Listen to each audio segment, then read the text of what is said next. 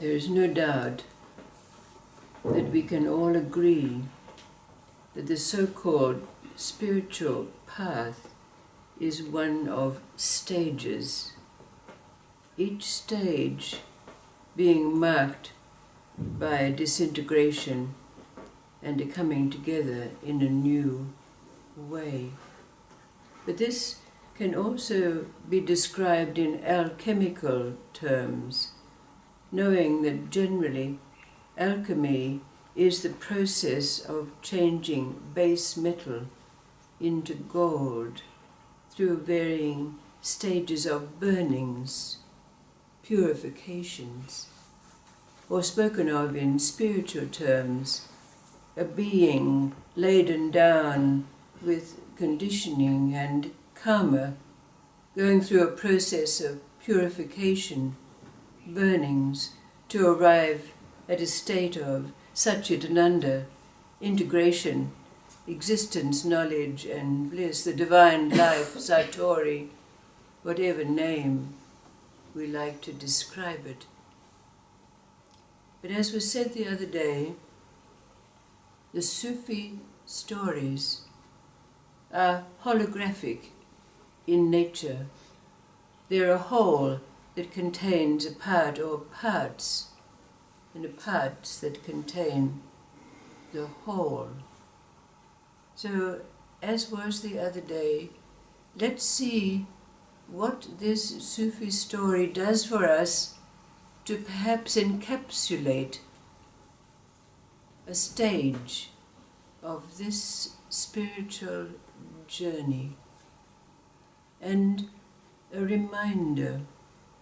It is said by the Sufis that the last stage before so-called liberation or that integration or nirvana or samadhi is one of khidmat. This is service. This is a story about 3 soldiers who had fought in the war against Tamerlane, that very cruel despot. They were war-weary, battered and blooded. But coming together, they decided that all 3 of them, all they wanted to do was to go home to their village. And so they set out on the long journey back home. One night they were resting, and one of the 3, called Feroz, decided that he would stay awake to keep guard so that they were not attacked by wild animals or bandits. So he made a little fire to warm himself by and sat. But as he was sitting, suddenly there appeared before him an old dervish wearing a patchwork robe, that cloak that marks the dervish.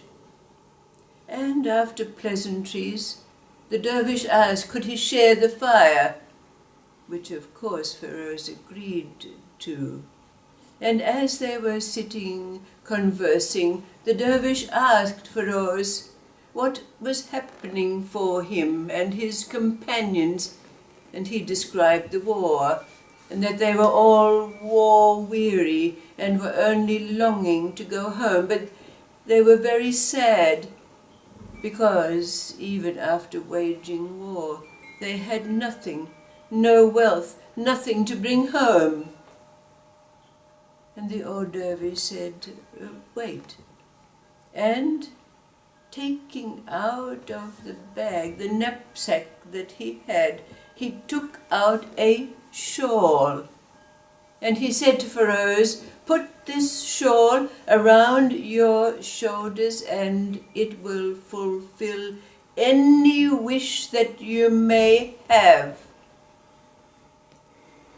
So, after a pleasant evening, the next morning, when his companions awoke, Feroz was going to introduce them to the dervish, but turned around to find that he'd disappeared.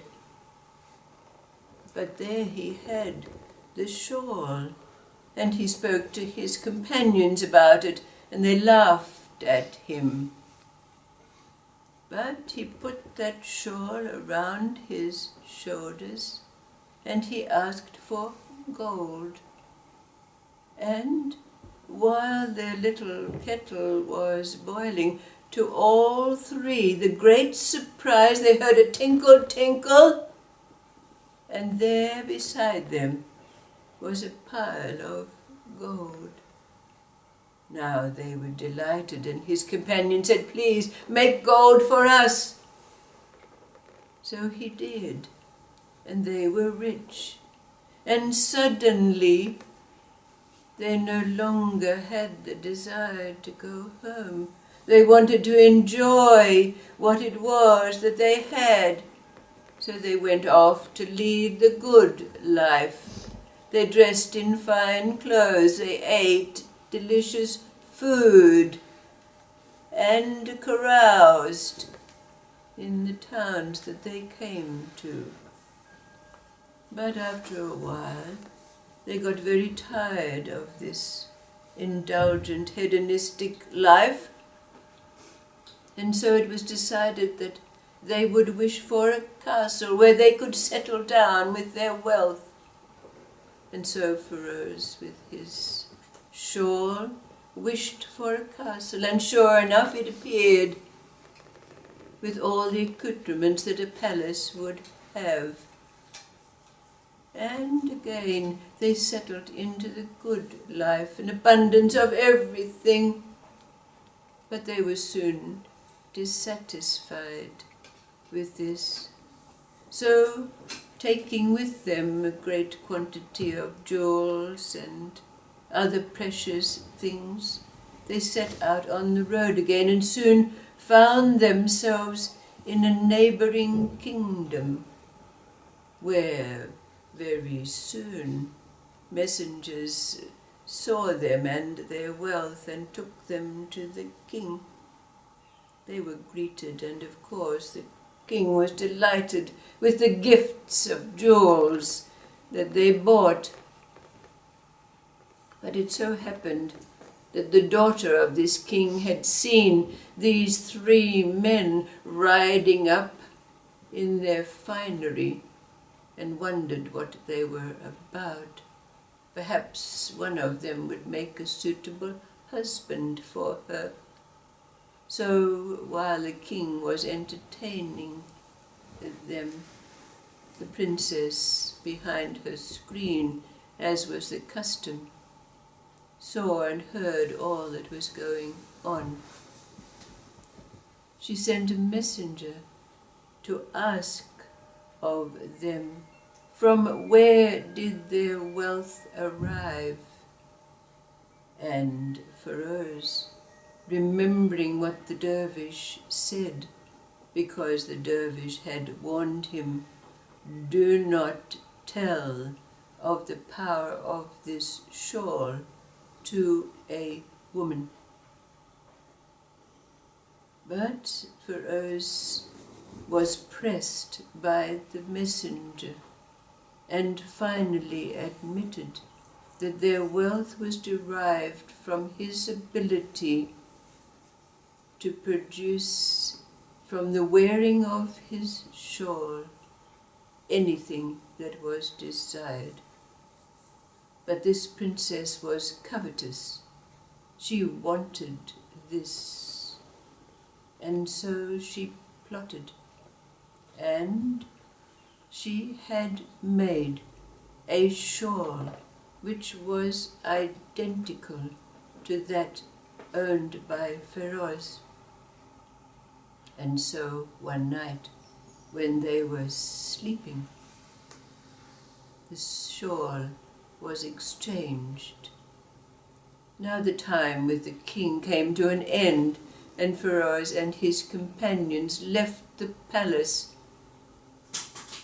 But when they settled for a night and Feroz put on his shawl to resupply them with gold to make their way, he wished and wished, and nothing happened. He examined the shawl and found that it was not his own. And, of course, putting two and two together, so-called, he knew that it was the princess who had exchanged the shawl.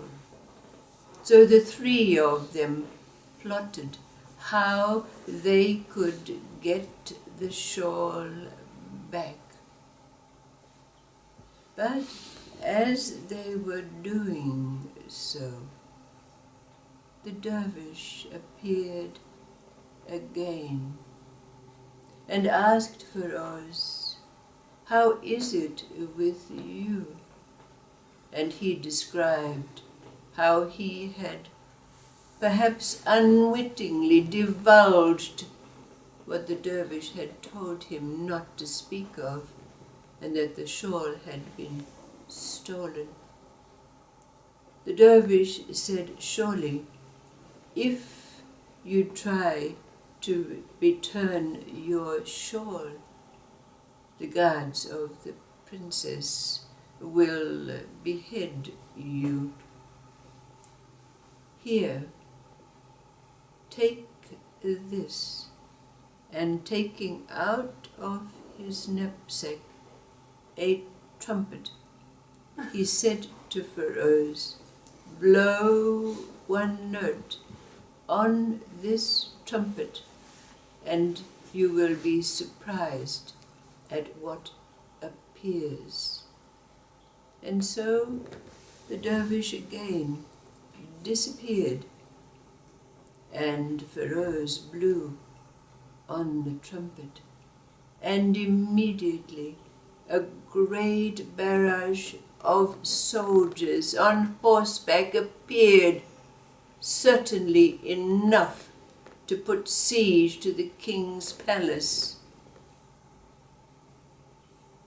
And so it was planned. But the princess had her spies out and had learned what it was that Feroz was about to do. And so she plotted, and in disguise she took a basket of sweetmeats and fruit and went out to the encampment where Feroz and his companions rested. And very soon she was able to find the tent of Feroz, and outside the tent on a post was the trumpet, which the princess hid in her basket and made her way back to the palace, giving it to the king, telling of its power. And after the king blew a note, the soldiers were with him, so there was no chance that Feroz and his companions could retrieve either the trumpet or the shawl. Disheartened, absolutely bereft of all wealth and all hope, without these gifts, Feroz and his two companions decided that they would set out for home, for suddenly the longing for home had returned to them. But just then the dervish appeared once again, and Feroz relating what had occurred for them, the old dervish said, "Now you have learned the transience of the gifts that came to you. But now I have a gift that will remain with you forever." And taking out of his knapsack a bag, he said, "Place your hand in this bag, and you will have food to feed yourself. Not only will you be able to feed yourself, but also your companions, your family, and mankind forever." Feroz accepted the bag from the dervish, and placing his hand in it, he was able to take out and satiate his own hunger. He woke his companions and provided food for them. All three of them made their way back to their home village, and there they found there had been a great famine. Everyone was hungry. There were those who had died. So Feroz and his companions helped to bury the dead and also to provide food for their families and all the village.